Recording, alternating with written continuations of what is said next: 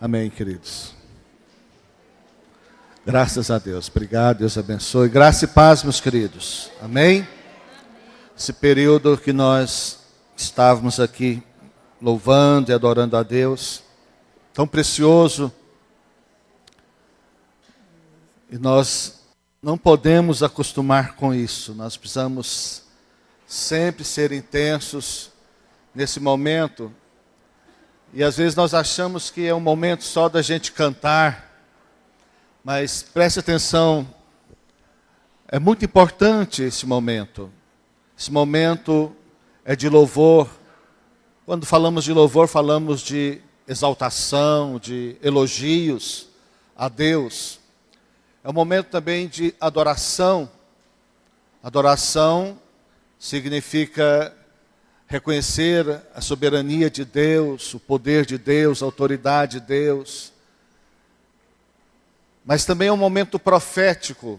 Hoje, por exemplo, cantamos as primeiras músicas, que são salmos, que é a palavra de Deus. Então, foi um momento de um cântico profético. Então, os cânticos eles podem ser de adoração, podem ser de louvor, podem ser proféticos. E nesta noite nós tivemos esse privilégio de fazer desta forma cânticos proféticos, falando de coisas poderosas dos feitos de Deus. Os salmos são experiências vivas, são poemas, são cânticos muito poderosos que os escritores, muitos foram os escritores, não é só Davi, são vários escritores dos salmos, e todos eles tiveram experiências muito fortes com Deus, experiências de enfrentar situações adversas nas suas vidas, em todos os aspectos da vida, como nós também temos, mas encontraram em Deus a vitória, amém? E nós também podemos, assim, não só celebrar, mas também ter essa visão profética nesse momento, e quando a gente cantar, a gente esteja fazendo de fato e de verdade, com muita fé, com muita ousadia, porque Deus, certamente, eu tenho certeza disso, Ele está presente, amém? Glória a Deus, amém? Então caiam por terra os inimigos de Deus, amém? Você percebeu isso? Isso é um cântico profético. Caiam por terra os inimigos de Deus. Quais são os inimigos de Deus? Os seus inimigos. Alguém que se levanta. Não estou falando de pessoas, simplesmente. As pessoas são instrumentos do maligno. Mas o nosso verdadeiro inimigo é o maligno. E as pessoas são apenas instrumentos, muitas vezes. Queridos, vamos orar. Eu quero orar com os irmãos antes da palavra, para assim pedir ao Espírito Santo que tenha misericórdia de nós, abra os céus sobre nós, tire de sobre nós os céus de bronze, para que sua palavra desça sobre nós, que ela flua também através de nós. Feche os seus olhos, eu peço a você que ore, conforme você sabe orar. Peça ao Senhor agora que fale com você. Eu creio que Deus tem nesta noite uma palavra muito específica para nós, como igreja, neste lugar. Pai, eu oro em nome de Jesus, e eu clamo ao Senhor, ó Deus, por uma unção nova e fresca nesta noite. Espírito Santo, venha sobre nós. Espírito Santo, fale conosco. Espírito Santo, abre os nossos olhos diante da Tua palavra. Espírito Santo, liberta-nos de toda ignorância em relação à Tua palavra e à Tua vontade. Oh, doce Espírito Santo, livra-nos da religiosidade morta, Senhor, e ajuda-nos, ó Deus, a compreender os princípios do Teu reino e aquilo que o Senhor tem para nós. Pedimos, Senhor, em nome de Jesus nesta hora, em nome de Jesus. Amém? Glória a Deus. Queridos, Eu até anunciei que nós começaríamos hoje uma nova série de palavras. Domingo passado terminamos uma série muito abençoada, que eu tenho certeza que os irmãos aprenderam muito, porque eu aprendi muito, e espero que tenha mudado a vida de cada um de nós em relação àquilo que é a nossa vida com Deus, nosso tempo com Deus. Falamos de relacionamento com Deus durante 5 domingos, enfatizando sempre que Deus quer se relacionar conosco e nós temos toda a liberdade e podemos nos relacionar com Ele. E hoje começaríamos, mas não será possível, nós vamos começar domingo que vem, porque hoje eu tive uma convicção que eu precisava de falar um outro assunto com os irmãos. E domingo que vem nós vamos começar uma série chamada Verdadeiramente Livres. Será uma série também muito poderosa, irmãos. Verdadeiramente Livres. Será a série que vamos começar domingo que vem. Será poderosa. Você não pode perder nenhuma dessas palavras. Mas hoje eu quero falar com os irmãos sobre um tema que eu acho que é a primeira vez que eu uso um momento de palavra num culto para falar especificamente esse tema. E o tema é ética cristã e política. Eu te peço que tenha paciência, porque talvez você seja como eu já fui. Pensei por muito tempo que política é uma coisa do diabo. Mas eu não quero falar de política partidária, eu quero falar da ética cristã. Amém? O que eu quero enfatizar não é a política, é a ética cristã. E o momento em que nós vivemos no nosso país, como igreja, nós precisamos também nos voltar para a palavra de Deus e aprender com a palavra de Deus sobre esse assunto. Porque nós às vezes espiritualizamos ou demonizamos algumas situações, algumas coisas, e com isso nós abrimos mão também de alguma responsabilidade e às vezes até de alguns deveres. E queridos, eu vejo que esse é um momento, sem nenhuma paixão, sem nenhum partidarismo, a gente estudar um pouquinho sobre esse assunto. Há alguns meses eu fui convidado pela Karine. A Karine é casada com o Johnny é irmão da Verinha. Verinha está aqui? Não. Verinha, né? Sobrinho da irmã Maria do Morim está aqui? Está não? Está lá, não é? Uma família muito abençoada que esteve nessa igreja quase desde o início, depois foi convertendo os meninos. E a Karine é uma menina muito preciosa, que casou com o Johnny aqui, se converteu aqui, muito jovem, me parece aos 17 anos, se não me engano. Trabalhou no Ministério Infantil, tornou-se uma mulher de Deus muito abençoada. Depois, morando no Santa Rita, fez parte da nossa igreja do Santa Rita por muitos anos. E ela mudou para o setor aeroporto em função do seu trabalho, o trabalho do seu esposo. E decidiu congregar perto da sua casa, numa Assembleia de Deus, ali na 17A. Me convidou para pregar esse tema lá. Me convidou para pregar no domingo de manhã sobre ética e política. Eu falei, Karine, mas esse não é assunto meu. Esse não é assunto para eu ministrar. Eu não me envolvo com esse assunto. Ela falou, não, eu entendo que o Senhor é a pessoa exatamente a pessoa que deve ministrar essa palavra, pelo menos que eu conheço. Eu fiquei muito honrado e aceitei o desafio. Só que lá eu tinha 1h20 para ministrar, que era uma escola bíblica dominical. Era diferente. Aqui eu tenho no máximo 40 minutos, que eu acho que os irmãos não me aguentariam mais do que 40 minutos aqui nesse assunto. Será que aguentaria? Mas a minha preocupação, queridos, é trazer aos irmãos algum entendimento. É claro, nós sabemos que o mundo jaz no maligno, sim ou não? A Bíblia já diz que o mundo jaz no maligno. Está escrito, o mundo jaz no maligno. Mas também está escrito que Deus nos deu autoridade nesta terra. O Salmo 115 diz que Deus deu a terra aos filhos dos homens. Então veja bem, mas o mais importante que eu quero ressaltar nesse contexto, início de palavra, é que o Senhor Jesus disse que nós somos o sal e a luz neste mundo. E deixa eu dizer uma coisa, preste atenção nesta frase. Onde a igreja do Senhor não estiver, não tem o sal. E onde não tem o sal, apodrece. Isso é complicado para nós, vocês não acham?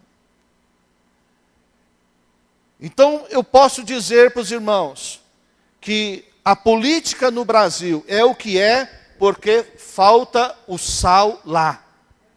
Falta o sal lá. Eu não estou falando que lá tem que ter evangélico, não. Precisa ter homens e mulheres que sejam sal. Não estou questionando aqui o caráter de nenhum deles. Não vou entrar nesse esquema aqui de maneira alguma. Mas falta sal.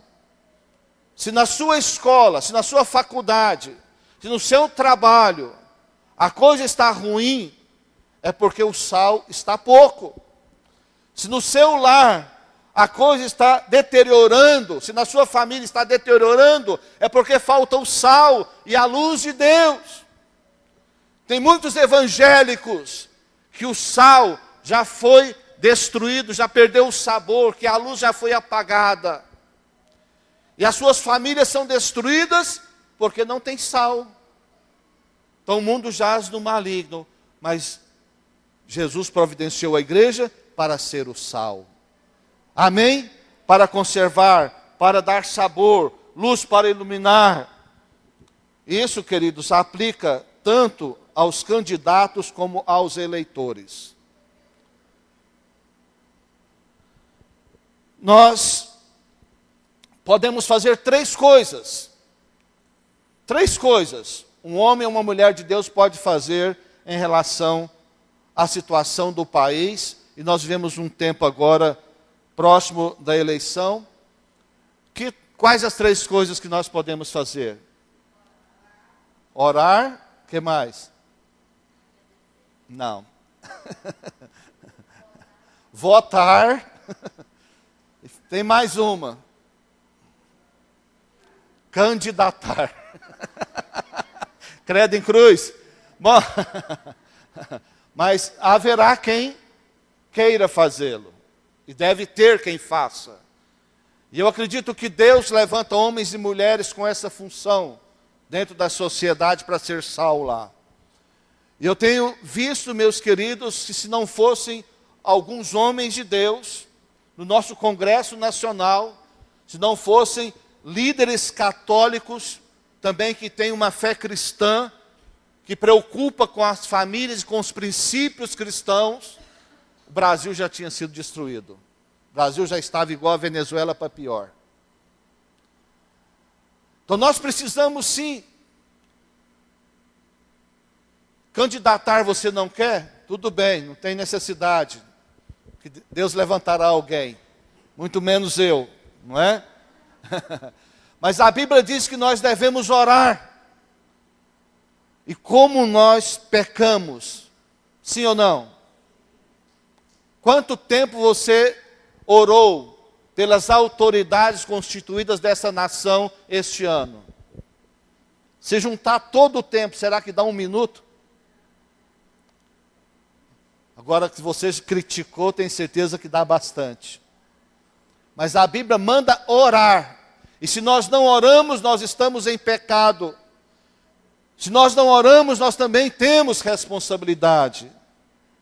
Isso é sério, meus queridos. Mas a outra coisa que nós podemos fazer é votar. Como mudar? Só tem um jeito, queridos, votar. Hoje com a internet você pode descobrir quem são os candidatos que têm ficha limpa e ficha suja. Você pode saber coisas importantes.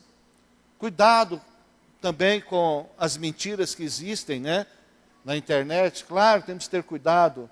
Mas hoje é fácil de você saber. Então, meus irmãos, nós não temos como fugir. Jesus disse na sua oração sacerdotal para Deus, o Pai, nos guardar neste mundo, mas não nos tirar deste mundo. Então, Deus nos guardar nesse contexto que vivemos, mas não nos tirar desse contexto que nós estamos vivendo. Você entende isso? E de repente você já desesperou por algum momento e já pediu, Senhor, me tire desse contexto de vida. Mas Jesus disse o seguinte, guarda-o nesse contexto de vida. Deus não vai tirar você daqui enquanto você não cumprir o propósito dele. Mas ele vai te guardar. Isso que é importante. Amém, queridos? Então nós precisamos de orar como cidadão do céu, para Deus agir. E precisamos também agir como cidadão da terra, votando. Para quem está anotando, eu vou citar aqui alguns textos bíblicos, mas não vamos ler esses textos, que fala desses princípios de autoridade que nós precisamos aprender, para que você leia depois na sua casa. Em 1 de Pedro 2,17, fala que o cristão deve reconhecer as autoridades constituídas, que as autoridades são constituídas por Deus. 1 Timóteo 2, versículo 1 e 2, a igreja deve orar por todas as autoridades existentes. Em Mateus 22, 17 ao 21, o cristão deve cumprir seus deveres civis. Segundo aos Coríntios 6,14, o cristão não deve se prender ao jugo desigual. Depois eu vou explicar daqui um pouco o que é esse jugo desigual nesse contexto de política. Romanos 13,4, a importância do Estado virtuoso como autoridade. Isaías 5,20, a igreja deve manter a sua integridade no mundo hostil. Agora vamos ler Romanos capítulo 13, do versículo 1 ao 7. Romanos 13, do 1 ao 7. Diz assim, toda alma esteja sujeita às autoridades superiores, porque não há autoridade que não venha de Deus, e as autoridades que há foram ordenadas por Deus. Veja bem, essas autoridades são os cargos, as funções, o princípio de autoridade. A pessoa que está lá, nem sempre foi Deus que colocou. Mas aquele poder, aquela autoridade que a pessoa tem quando assume, foi Deus quem colocou. Agora, quem coloca as pessoas lá somos nós. Entende isso, queridos? Não é?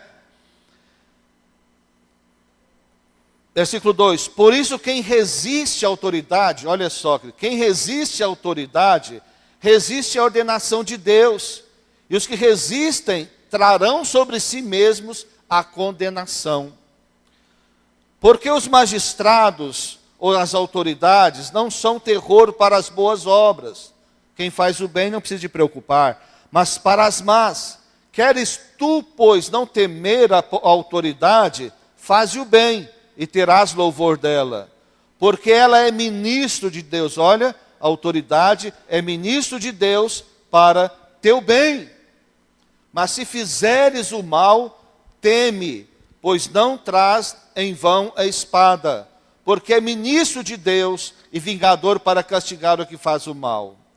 Portanto é necessário que lhe estejais sujeitos, não somente pelo castigo, mas também pela consciência. Por esta razão também pagais tributos, porque são ministros de Deus, atendendo sempre a isto mesmo. Portanto, dai a cada um que deveis, a quem tributo, tributo, a quem imposto, imposto, a quem temor ou respeito, e a quem honra, honra. Queridos, a intenção, o objetivo aqui, é mostrar que a política faz parte da vida em sociedade. Independente do que nós pensamos. Eu repito, eu também já fui radical em pensar que política era do diabo.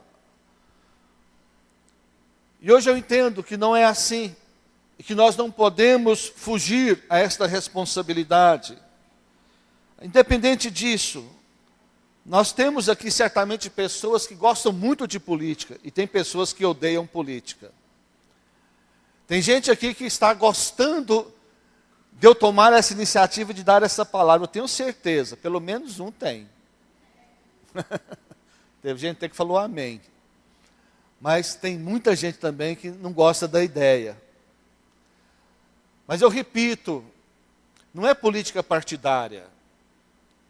Estamos falando de uma questão social, de uma questão bíblica e de uma questão espiritual. Nós precisamos compreender, sim, a separação do Estado e da igreja. Mas preste atenção numa coisa. E quem fez a separação do Estado e da igreja foi a reforma protestante. A igreja e o Estado estavam casados. E igreja e Estado não pode casar mesmo. Igreja é uma coisa, Estado é outra. Um não deve interferir no outro, como instituições, de maneira alguma. Mas a reforma protestante trouxe esta obra maravilhosa. Para alguns, a reforma protestante foi uma questão política. Para outros foi uma questão de cunho religioso. Mas eu creio que na verdade foi uma obra do Espírito Santo, em fazer a separação da igreja e do Estado. Para isso precisamos estudar um pouco mais da história, não só a história da igreja, mas a própria história da humanidade.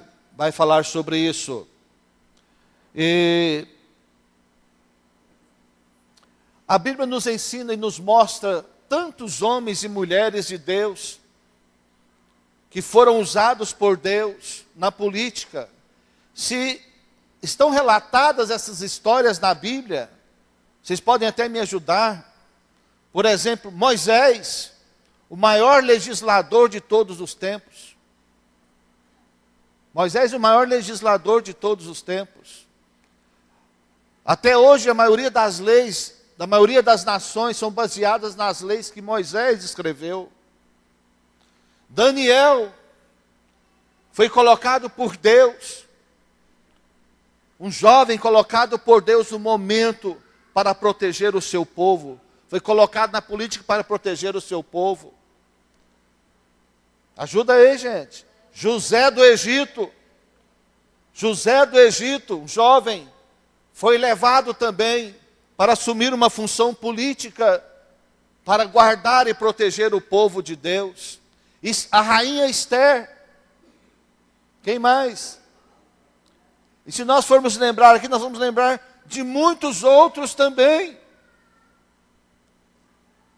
Então a Bíblia fala destas coisas, e nós queremos rejeitar e criamos um demonismo sobre algumas coisas. Agora, eu não estou defendendo aqui a política brasileira, pelo amor de Deus.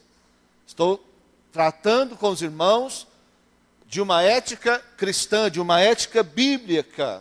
Amém, meus irmãos? Agora, a igreja não pode se omitir. E quando ela se omite do poder público, sabe o que ocorre? Ocorre isso que temos vivido. Ateus governando o país, ímpios governando o país, imorais governando o país. Quantas leis foram aprovadas e também quantas foram barradas no Congresso, protegendo a família, protegendo a igreja, protegendo os cristãos. Você não tem noção disso. São muitas leis. Meus irmãos, se não fosse alguns homens e mulheres ali, cristãs, não vou falar de segmento cristão, mas são cristãs, têm princípios cristãos, que não aceitaram e protegeram as famílias, e protegeram os princípios e os valores bíblicos. Agora, se a igreja não faz isso, o diabo toma conta, meus irmãos. Então há uma perspectiva bíblica sobre a política. Deus governa todos os aspectos da vida humana.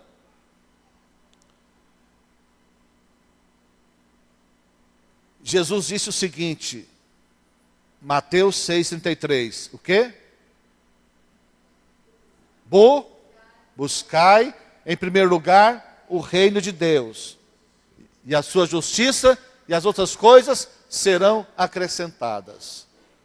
Preste atenção. Quando nós formos votar, nós temos que preocupar em votar em pessoas que vão, no mínimo, cuidar dos princípios do reino de Deus. Nós não podemos votar numa pessoa que não gosta, que não ama, que não acredita nos princípios do reino de Deus. Só porque essa pessoa de repente vai nos prometer alguma coisa. O grande problema na nossa sociedade não é a política, o grande problema é a politicagem. O que é politicagem? É a negociação, é votar por receber alguma coisa pessoal em troca, e não estar preocupado com o todo. Nós temos que preocupar com a nação, temos que preocupar com o Estado, preocupar com a cidade, preocupar com o bairro em que vivemos, e não apenas em querer algum favor para nós, em detrimento da destruição de todo o país. E isso tem acontecido nos últimos anos. Até cristãos têm se corrompido.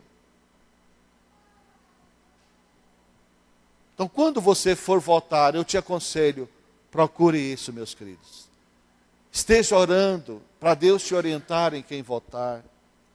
No mínimo, pessoas que defendem princípios do reino de Deus. É o mínimo que podemos exigir. E depois, se essa pessoa tem capacidade para trabalhar naquela função, é claro. Se aquela pessoa tem caráter para estar ali, se ela já tem demonstrado confiabilidade. E Daniel 2:21, eu gosto muito desse versículo, que diz que, Daniel diz que Deus estabelece reis ou governos, e Deus remove reis e governos. É Deus quem coloca e é Deus quem tira. Saiba disso, queridos. Há um povo nessa nação que paga um preço de oração há muitos anos. Há pessoas nessa nação que ora todos os dias há muitos anos, jejum e ora há muitos anos por esta nação. Saibam vocês que enquanto nós nem lembramos que devemos orar, tem gente que paga um preço. E Deus tem ouvido estas orações. E Deus, sem dúvida alguma, queridos, está fazendo algo nessa nação. Não vamos nos iludir, achando que tudo será resolvido, porque não vai. Porque é gente, é ser humano. Mas no mínimo nós precisamos andar em linha com a palavra de Deus. Amém, meus irmãos? O mínimo andar em linha com a palavra de Deus.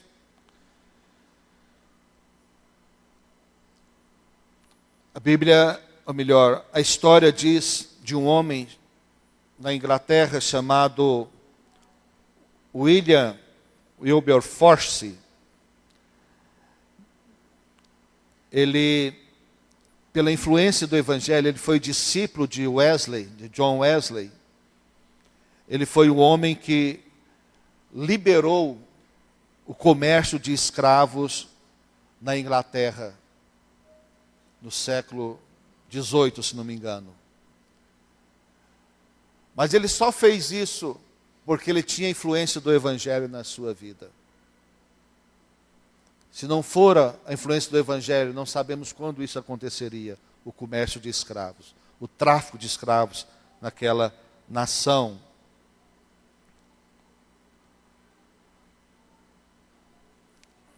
Nós sabemos que o Estado, ele é laico, não é? Ou seja, o Estado, todos têm a sua liberdade de crer em Deus ou não crer em Deus, de ter uma religião ou não ter uma religião. Por isso eu disse que não há casamento da igreja com o Estado, porque quando houve casamento da igreja com o Estado, foi quando a igreja romana estabeleceu que todos no seu reino deveriam ser cristãos. Foi um desastre, mas a reforma protestante na Alemanha liberou o povo porque estava sendo escravo, porque o Papa era a autoridade máxima, acima até dos reis. Ele que mandava em todos os reinos. E aí então foi estabelecida a reforma, e isso trouxe uma liberdade e uma condição para que nós continuássemos livres desse casamento Estado e Igreja. Isso é importante nós entendermos sempre, sabermos sempre, que não podemos, de fato, de maneira alguma, casar Igreja e Estado, mas nós não podemos também fugir da nossa responsabilidade, do nosso compromisso. Deixa eu dizer aqui uma coisa.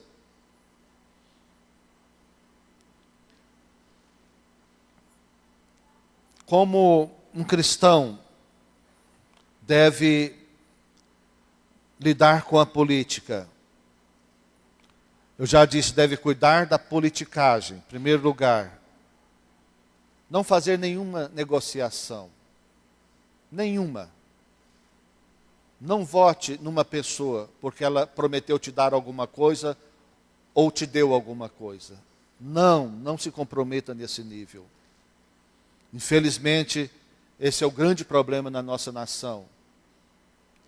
E aí começa a desenvolver a corrupção. Ah, pastor, mas é só um par de botina. Pois é, mas é porque a oportunidade foi um par de botina. Se você tivesse oportunidade de ganhar um carro, você ganharia. Você faria. Aí um par de botina, mas se tivesse a oportunidade de ganhar uma fazenda, você faria também. Porque quem faz por um par de botina, faz também por um monte de dinheiro. E esse é o problema. Não quero discutir essas questões, mas abrir a nossa mente.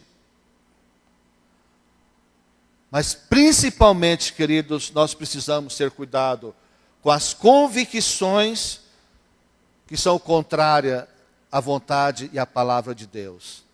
Não podemos abrir mão das convicções cristãs. Jamais podemos votar em alguém que não tem uma convicção dos princípios cristãos, dos princípios do reino, ou que trabalha contrário aos princípios cristãos. E o Brasil, por pouco, tem se livrado do comunismo. Por pouco. E vou dizer uma coisa para vocês, meus queridos. Ainda não estamos completamente livres disso. Nós precisamos orar e precisamos votar conscientemente, com responsabilidade. Ver a ideologia do partido daquele candidato. Qual a ideologia daquele partido? O que ele pensa, o que ele acredita, o que ele deseja, o que ele propõe para a sociedade. Isso é fundamental. E geralmente nós não olhamos esses detalhes, não é verdade, queridos? Geralmente não olhamos esses detalhes. Se eu perguntar aqui, eu tenho certeza que a maioria não sabe em quem votou na eleição passada. Você se lembra para quem você votou para deputado federal na última eleição? Para governador?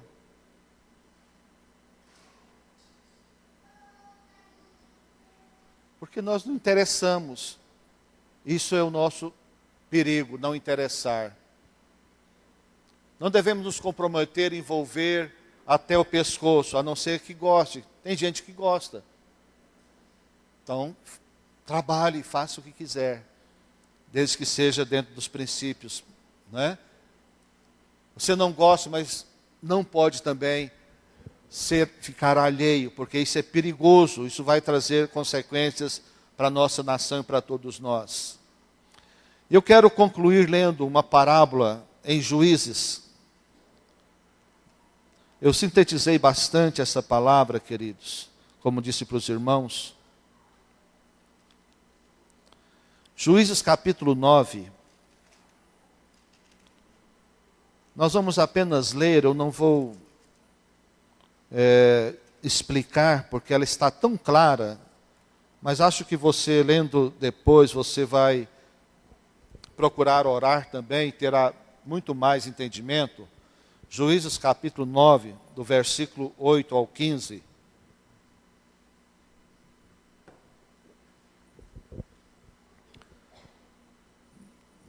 Essa eu quero que você acompanhe. Você tem aí? Amém?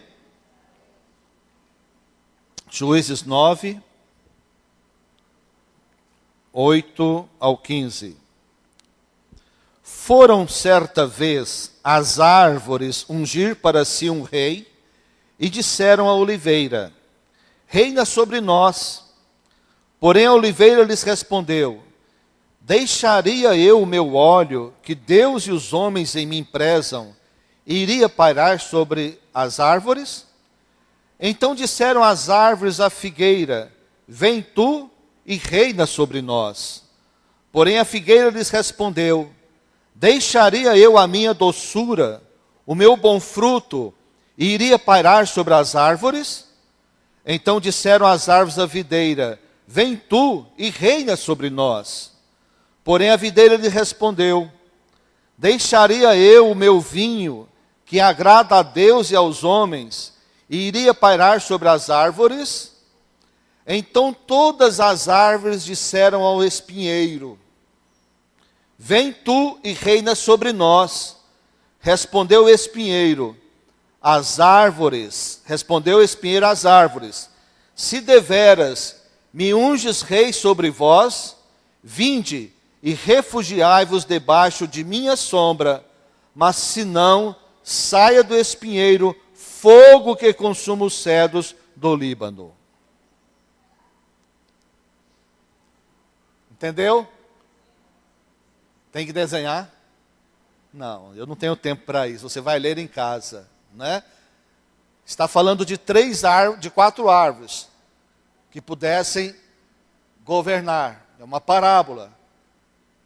3 delas são de Deus, mas nenhuma quis. Mas o espinheiro, que representa o maligno, aceitou a ideia. Como nenhuma de Deus quis, a do maligno aceitou a ideia. É isso que tem acontecido no nosso país. O povo de Deus não quer e o diabo quer. Leia em casa, queridos. Você vai ler? Quem vai ler? Quer que eu ajoelhe? Peço ajoelhado? Vou pedir ajoelhado. Sim ou não? Não? Você ouviu tudo o que eu disse. Faça o que a Bíblia orienta. Julgue as minhas palavras. Julgue aquilo que eu disse. Julgue segundo a Bíblia. E não segundo os seus pensamentos, não segundo a sua cultura, não segundo a sua família, não segundo aquilo que você pensou até hoje. Ok, queridos? Julgue segundo a palavra de Deus. E você precisa fazer isso sempre. Não só dessa vez, mas também desta vez. Amém? Glória a Deus. Amém. Graças a Deus.